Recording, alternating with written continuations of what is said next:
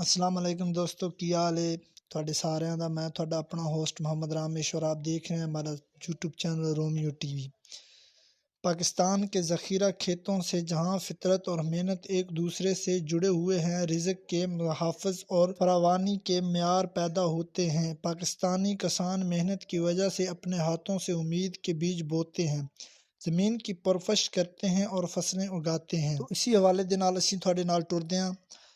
ਅੱਜ ਤੁਹਾਨੂੰ ਰੇਟ ਦੱਸਦੇ ਹਾਂ ਕਿ ਗੰਦਮ ਦੇ ਰੇਟ ਕੀ ਹਾਲ ਚਾਲ ਨੇ।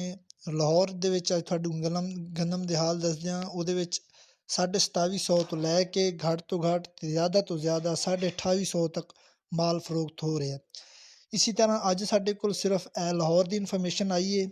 ਮਜ਼ੀਦ 12-1 ਵਜੇ ਤੋਂ ਬਾਅਦ ਮਜ਼ੀਦ ਅਗਰ ਸਾਡੇ ਕੋਲ ਇਨਫੋਰਮੇਸ਼ਨ ਆਈ ਤਾਂ ਅਸੀਂ ਤੁਹਾਡੇ ਨਾਲ ਜ਼ਰੂਰ ਸ਼ੇਅਰ ਕਰਾਂਗੇ। ਸਾਨੂੰ ਆਪਣੀ ਦੁਆਵਾਂ ਦੇ ਨਾਲ ਯਾਦ ਕੀਤਾ ਕਰੋ। ਅੱਲਾਹ ਤੁਹਾਨੂੰ ਲੰਬੀ ਜ਼ਿੰਦਗੀ ਦੇ। ਤੇ ਇसी हवाले नाल असीं वीडियो का इख्तिताम करते हैं। शुक्रिया, मेहरबानी।